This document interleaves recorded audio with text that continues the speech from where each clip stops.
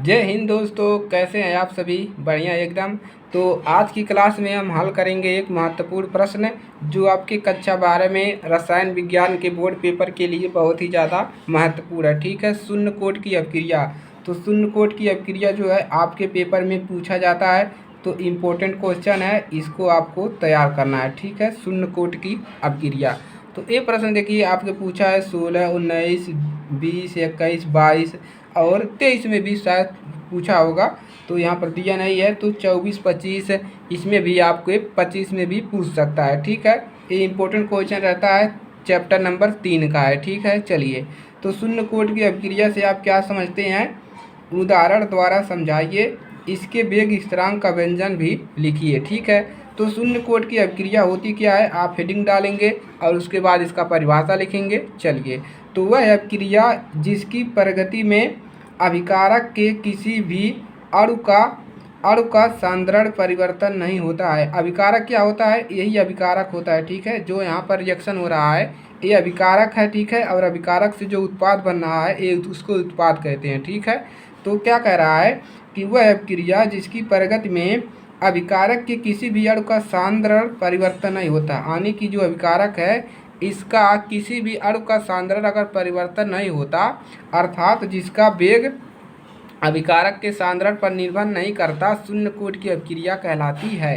तो इसको इससे समझ सकते हैं कि वह अपक्रिया जिसकी प्रगति में जो अभिकारक के किसी भी अणु का साधारण परिवर्तन नहीं होता, अर्थात जिसका वेग जो है साधारण पर निर्भर नहीं करता, उसी को क्या कहते हैं, शून्य कोट की अपक्रिया कहते हैं। ठीक है, और ए बराबर लिख सकते हैं तीर मार के अभिकारक बी प्लस सी। यदि इसका वेग समानुपाती है, ए इनवर्स हो, तो यह शून्य कोट की अपक्रिया होगी। ठीक है, उदाहरण दिया है, सूर्य के प्रकाश की उपस्थिति में दो हाइड्रोजन होता है H2 व क्लोरीन Cl2 का संयोग H2 हाइड्रोजन प्लस क्लोरीन सूर्य का प्रकाश से क्या बनाएगा, 2HCl।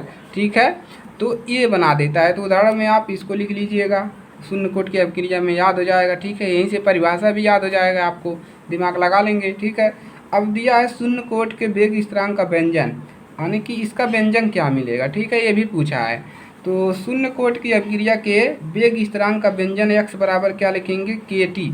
x बराबर kt लिख लीजिएगा आप लोग, x बराबर क्या लिखेंगे, kt।